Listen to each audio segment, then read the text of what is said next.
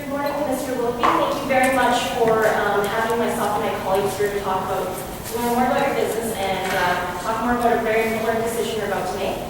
Just to quickly introduce ourselves, my name is Iris. To my left is Max, and to my left is Maddie. So we actually had a lot of fun learning about your business, and we really respect your business.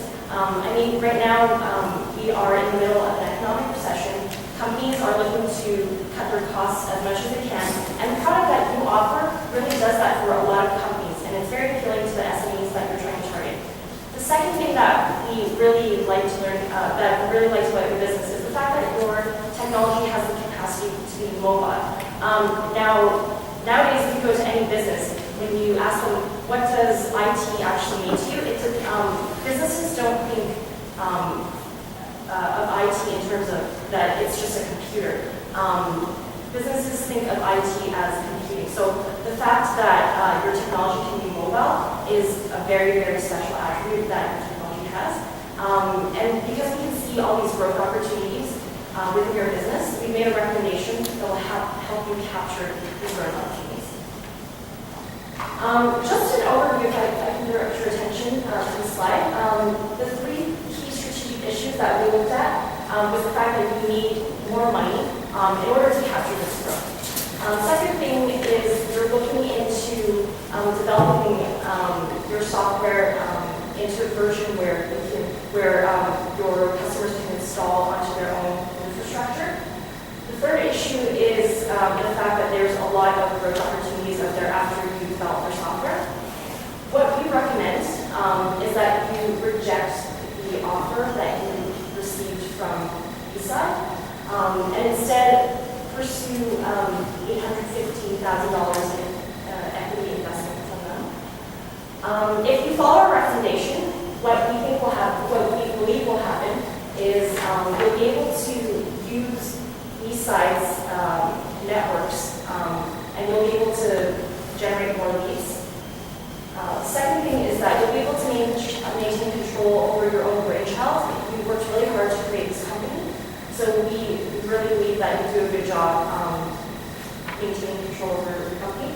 And the most important thing, lastly, is that we believe if you pursue our recommendation, your company will be valued at $22 million.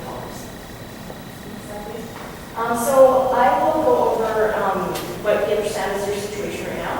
Max will talk about some of the alternatives that you're dealing with, and Maggie will go over the financials, tell you how you can implement our strategy, and go over some possible risks and how you can mitigate these risks. All right, so we did a SWOT analysis to understand your situation more in depth. Here are just some of the key highlights and some of the business implications that we found from our SWOT analysis. So first of all, the first most important thing is that innovation in your company is fueled by the people.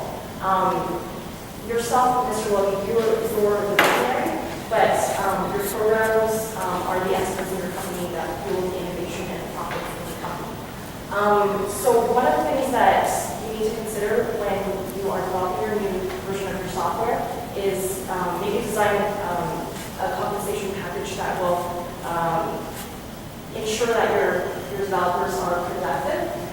Second thing is just maintain a healthy corporate culture. It's really important to retain that expertise in your company, especially because of the fact that this is proprietary innovation. So you want to make sure that you retain all of your innovative processes inside your company.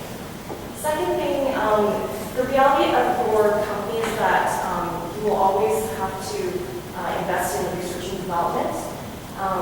It's just something that you need to include in your budget. And that's why if you want to pursue this growth opportunity that you're faced with, you'll need to make sure that you have financing. And we'll talk more about that later. Last thing about your operations, this is actually more in terms of your sales. When you're charging your customers, you charge an average of $55 per license per month.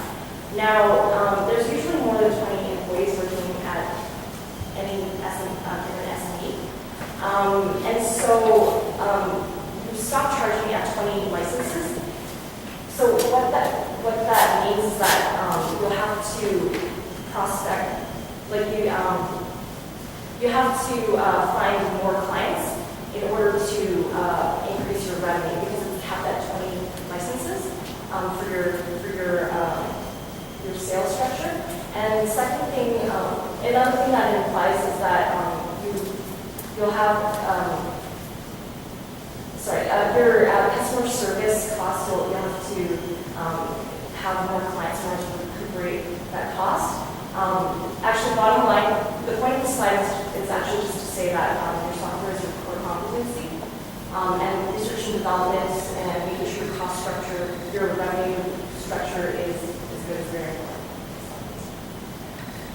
Then we took a look at your external environment. So right now, I understand that most businesses view the economic recession as a threat. Actually, for you, it's an opportunity.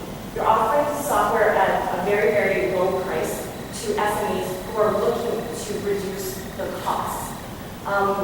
So it says that there already. Also, you have a very versatile market, a very versatile product. So you can reach a very diversified client base. And lastly, there is demand for mobile computing. So your software has the potential to go mobile. On top of that, specifically for ERPs, there's a growth rate of 4.2% per year, which means that you're definitely going to be able to capitalize on those growth opportunities. So you definitely should continue your research and development. So bottom line, the external environment is filled with opportunities. The last thing that we looked at was your potential acquirer, Eastside Capital. So we took a look at the 5 partners that are in the Eastside. None of them have any expertise in the information technology sector, and yet they want total control over everything when they do acquire it. Actually, them not knowing too much about the information technology sector is actually a pro for you. It's actually an opportunity because they'll probably let you have total autonomy over your operations because you know exactly how to manage your own operations most effectively. And the second thing is that they offer more diverse viewpoints. They have a viewpoint from the stance of your customers, not as a software developer. So that's actually a pro. And the second thing is that they are highly, highly networked people. So this is a good lead generation avenue. This is what I was actually talking about a little bit earlier on. So bottom line, Eastside Capital, it has a very attractive network that you should stay in touch with. So based on our SWOT analysis and looking at some of the business implications from these opportunities and your strengths, the main concern is should have-to-say software accept Eastside's bid to fuel growth? And if not, how should you finance these growth opportunities? And now I'll pass it on to Max to talk more about the alternatives. Thanks, Iris. So, looking at the slide here, accepting the offer from Eastside is your primary decision. And if you choose to accept the bid, you will be managing your company for 5 years and potentially receiving 20% of what it is worth after that 5 years, regardless of whether they get acquired or not after that. Now, there are some stipulations on that acquisition. Sales by that time, in 2016, must be $40 million, and the bottom line has to be $3.5 million. Your current revenue, roughly $4 million, is a tenth of that. That's very, very risky. Looking at the next, oops, sorry, can you do that slide? Looking at rejecting their bid, there's a lot of growth opportunity in the market, and we can't not capitalize on this. There are SMEs who cannot afford SAP's products, they're just too expensive to implement. They can't afford consultants and human design software that will cut their costs, make them more efficient in their inventory management. And that is part of the opportunity in the economic downturn, and you want to jump on it. Financing this can come from 2 main sources. We want to look at an investment company side, which was your initial contact with them. The bid was a bit of a surprise. Otherwise, we can look at, you've opted to put forward mortgaging your house again. The next, the personal line of credit through that. So just going through some of the pros and cons of those. Accepting the bid. The $10 million bid is fair right now, but the stipulation on the end is a sweetener that might try to distract you from that. Your skills can grow that $10 million further and further over time. But the covenants are, not to say they're unrealistic, but they're not impossible, but it's a big risk, and the sweetener would really make a difference. And you left this, how to say it was a side project at first, and you liquidated half the investment portfolio for it. Now you've liquidated your whole portfolio. It's a full-time job of 35 employees. It is your brainchild, it is successful, it is growing, there's big interest in it. You'd be giving that up. And on a personal level, that's a bit deep. Looking at the investment from the side, their networks are extremely valuable, both with companies that they already own in their private equity, and through the core high net worth individuals and distributors. They can use your product and expand their distribution networks. Another pro is you maintain majority control of your company. And since they have no IT experience or IS experience, this is a good thing. You can steer the direction of the company, and they can get in on it, and you can get their networks. And there's less covenants. Most that they would want is board control, not total board control, but they would want seats on the board, and a negotiable range of the percentage of that. Evaluating the personal line of credit option, it's not disruptive to ownership at all. You maintain your company, it's still yours, you just pour your own liquidity into this. However, this is a high growth industry and very high risk. There is competition coming in from the US, and the liability for that mortgage is not with the company. If the company goes down, so do you. If you lose your house, you still owe the bank, and you lose your employees, all of your stakeholders are unhappy, and you are the unhappiest of them. The last part, interest expense. Credit is not going directly to the company. This is going through you. You can't leverage tax benefits from that interest at all. That comes out of your pocket. So the company doesn't benefit from it. So valuing the risk of the personal line of credit, it's too much. You don't want to jeopardize your personal life, especially if you've built it up so much after leaving your last workplace. And the risks associated with the acquisition and the sweetener, that's distracting, and it's not worthwhile. So we've opted to go with the investment from the side of time. That will give your company a value of approximately $22 million if you pursue our growth opportunity. I'll pass it off to Maddie for our methodology.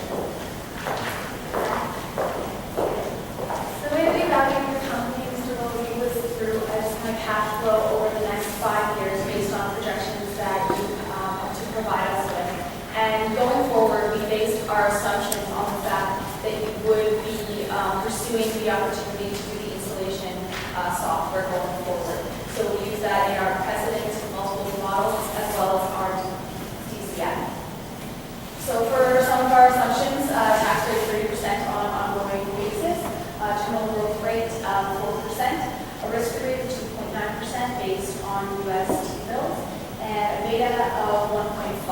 Although certain comparable companies in the marketplace were significantly lower beta, it is recommended based on the size of your company that you use a higher beta as well. So that gave us a discount rate, weighted average cost of capital of about 23%, and an interest rate on debt was 5%. So this is a summary of our valuations.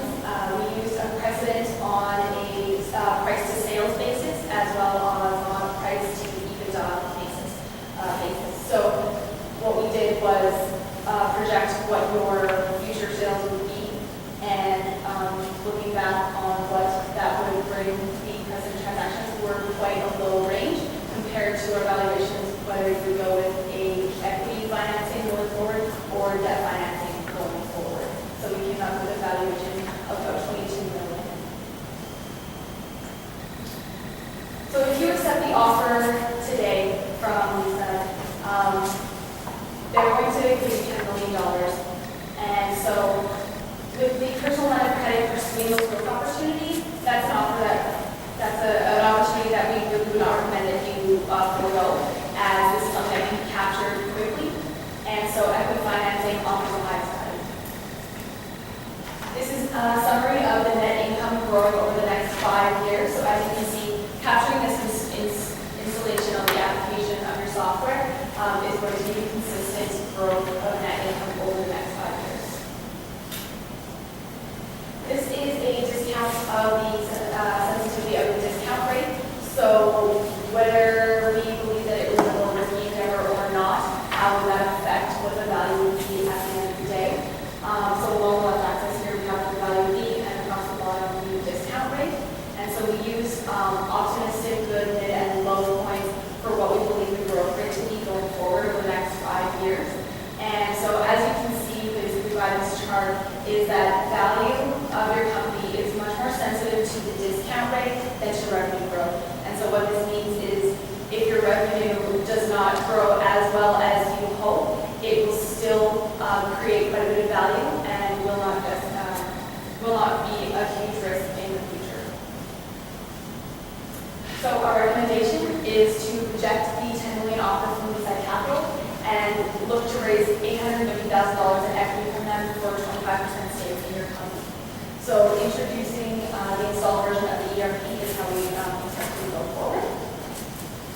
So immediately, again, rejecting the offer from Leaside and submitting investment proposal for the 25% stake for $850,000. Placing 2 Leaside partners on your board and develop the installed version of the ERP, which seems to be in a very high demand for your client base. Prospect clients using Leaside's networks, as we mentioned, that's a huge opportunity for your growth, and it's something that we took into consideration when evaluating your growth rate was based on those upcoming networks. And design a compensation package, again, for those developers that are so crucial to your ongoing operations. In the next 1 to 2 years, we expect that you should hire a security guard for your data base just to maintain security of those assets and continue to upgrade your software on an ongoing basis, both the online and the installed ERP. And then investigate your clients' efficiency needs. So making sure that you're on top of what their needs are in the coming future. Right now, they're really looking to the installed version, and so continuing to make sure that you're on top of what their needs are. In the long term, potentially evaluating some acquisitions for the future.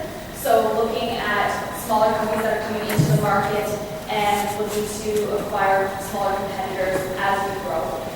Diversifying your products. As we mentioned, you were looking towards a CRM, customer relations,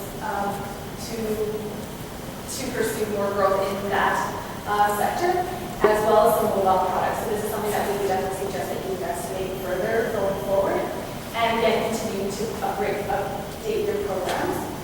And as most of your operations are currently in the United States, 80% of them, we would recommend maybe going forward looking into your more Canadian markets and growth opportunities closer to home.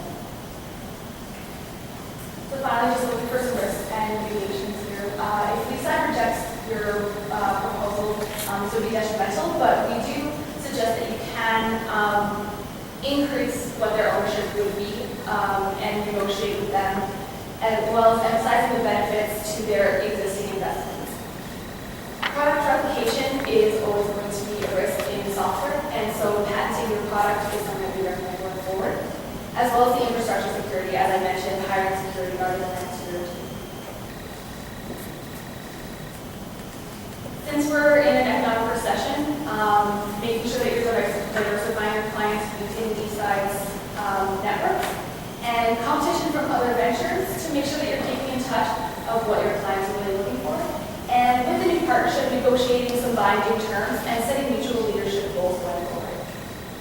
So finally, just to sum up, our key issues were that you need capital to really pursue this high-growth opportunity of the installation version of your product. Our recommendation is that you reject the offer and pursue $850,000 in equity investment in order to have the highest value for your company as well as maintaining control. So thank you so much for having us here today, and we really look forward to working with you going forward.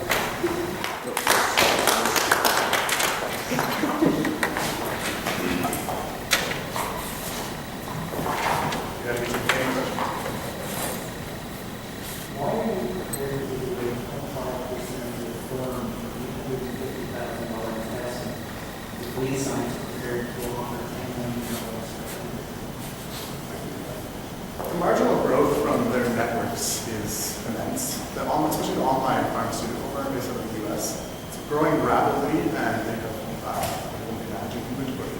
And if you can latch on to that, especially with other businesses too, like the trucking business, they would be using warehouses and monitoring inventory that way. And their extensive networks with the other 4 high-net-worth investors in the side. They almost do the work for you. They have an interest in your business now, so they're going to bring business to it. And especially if they're on the boards of these companies that they're invested in already, having control in both companies is just, it's bringing the outside puzzle pieces of the jigsaw puzzle. I'm just a simple guy, but I don't get the security guard. Help me understand why you want a security guard. Right. What does a security guard mean? Right. That's actually really interesting because I actually used to work in the IT sector. So the really important thing about anything related to technology, any infrastructure in a data center, is you want to make sure that your customers have confidence in making sure that their information is stored safely. And right now, a lot of our software is run on our own hardware. So we just want to make sure that, for security measures, there is a security guard, there's someone physically there, just make sure that the infrastructure is safe, none of the information is going to get destroyed. It's just a risk, it's just a way to mitigate that risk. What makes you think that these site guys who openly state in the information that they're not interested in taking on anything they don't have control of, and yet we're talking about 25% ownership stake? How do you reconcile that? I'm just looking at the company that they're invested in, the trucking firm, the online pharmaceutical firm, and the fresh food business. Especially the fresh food business, food expires and managing inventory that expires is, especially for serving, is very important. They can benefit their own investments through this investment. And so could you repeat the second part of your question? I don't know that there was a second part, but you're missing my point. Why would you go back and offer them 25% when they openly state they want to take control of the business, and that's how they do all their deals? It's like a criteria for them, that they take control of the business that they invest in. And this one wouldn't give them control. Well, the lack of control is bridged with trust in you. Their knowledge of the IT industry is very minimal. They don't tend to be spending much time in the office. They're expecting updates from you. You're going to be controlling it anyway. So it's about maintaining more control, but inviting them onto the board to help govern the company and steer in the right direction. And if they felt that that was insufficient, there is wiggle room in that bid with a larger portion of the company, up to 30%, 35% possibly, depending on what their risk can do. And that, the mutual benefits to both parties is enough to warrant you maintaining control of the company and your ideas. And I think it'll work out.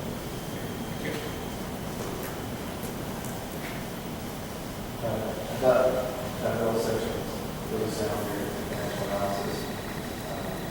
On one of your final slides, you talked about how the accepting the offer is approximately $6 million as present value. How did you consider the potential ongoing 20% stake in that targets, or do you consider that as not possible? So The deal was $10 million, Yeah. and they made certain numbers. You get a 20% stake going forward. Yeah. In that $10 million NPV valuation, how did you just say we're going to make those numbers and go forward, or just assume we're not going to make those numbers? Those numbers, you mean the contingencies that they kind of require? When we did our analysis, we weren't confident enough that those would be met to the degree that we would want you to have security over. So we want to make sure that you get the most value out of this company that you've worked so hard on and given almost everything you have into. So we didn't feel that that was maximizing your value, especially with this huge growth opportunity that's in front of you right now. That concludes the question and answer period.